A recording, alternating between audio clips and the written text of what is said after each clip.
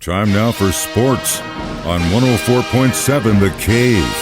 Here's Ned Reynolds. Mike, the intern, Ned Reynolds in the studio. It's Thursday, getting closer and closer to Friday. Thank God. Can we say thank God yet? All right, this is some kind of mess up in Iowa.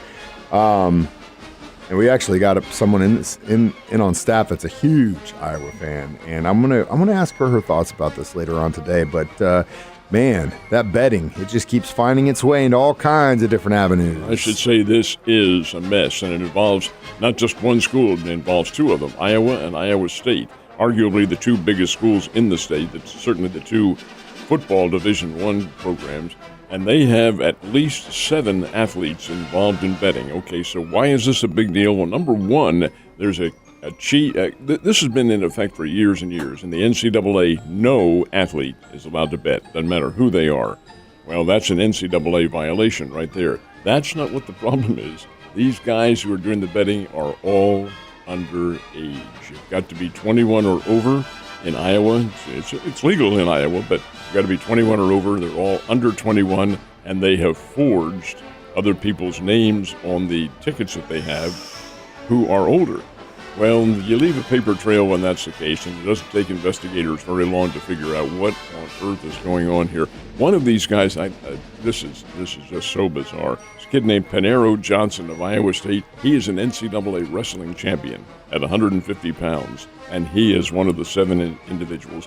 Football players from Iowa, football players from Iowa State, and a basketball player from Iowa. Former players are also involved in this thing, but hey, it's going down the tubes very quickly. The NCAA violation speaks for itself, but the government violation, forgery, oh boy, that's some trouble.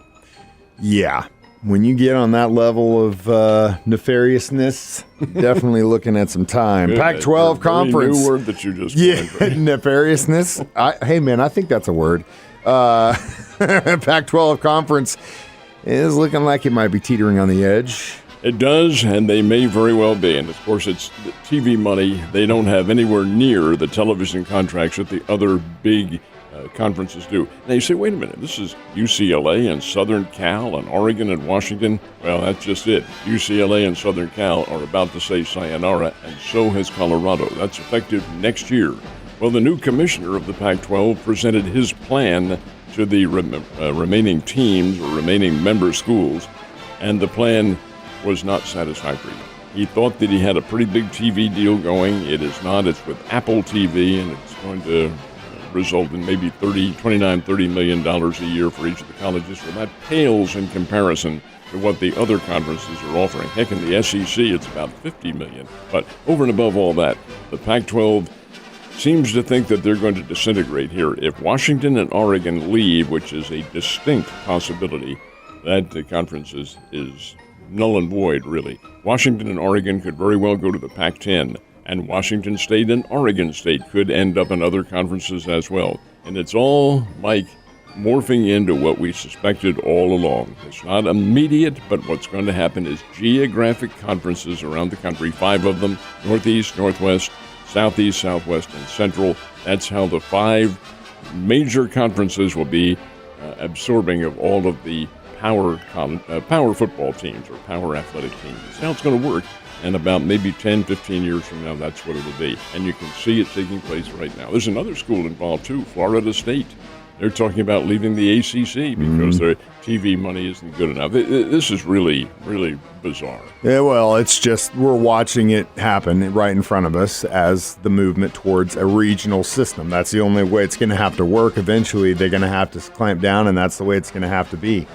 It is what it is. And it'll be interesting for college football when that finally gets to that point. But right now we're watching it happen in real time. All right, I know a lot of people are freaking out. Chris Jones hasn't made his appearance in St. Joe. He's working out. As Ned always says, he's a professional. He's doing his due diligence, and I'm sure he will be there because, look, it's cost him a lot of money not to be there. Well, it is $50,000 a session, and that's mounting up. Now, last we checked, it was $550,000 that he owed, and he has to pay it. It says so in the contract.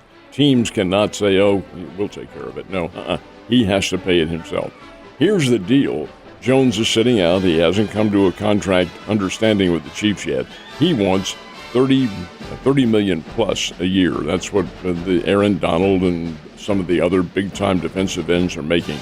Well, he's making this year, if he plays, $19 million. Mike, $19 million speaks for itself. That's a lot of money. And you're going to forfeit that because of your ego? I don't think so. I do think he plays.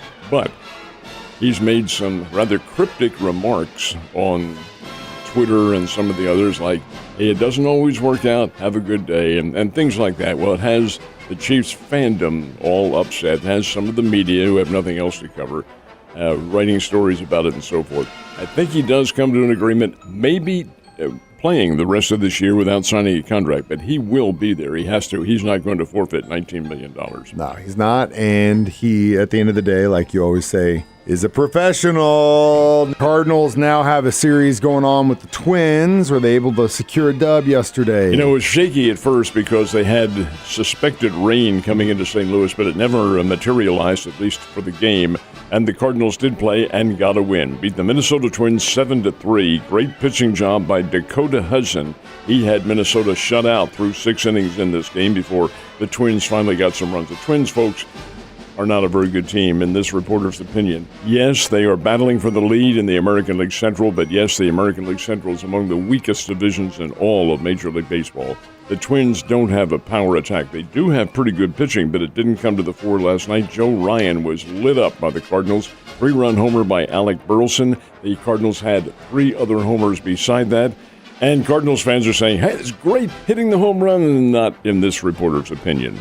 When you're going up there swinging for the long ball, you're going to lose more often than you win. That's just a private opinion, and I wish the Cardinals would quit that and concentrate on their hitting. They did have 10 hits last night. That's pretty good.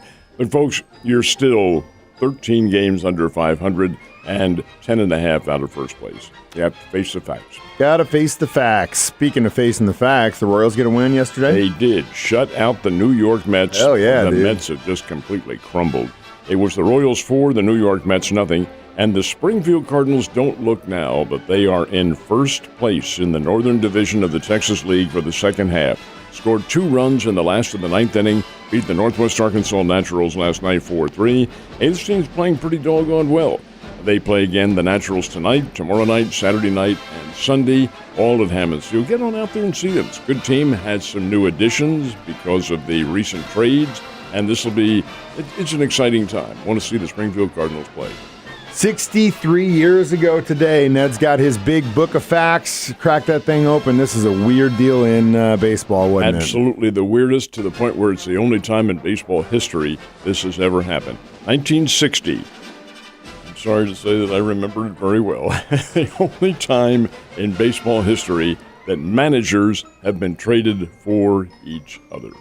It happened between the Cleveland Indians at the time and the Detroit Tigers. A situation in which Cleveland traded Joe Gordon to the Detroit Tigers.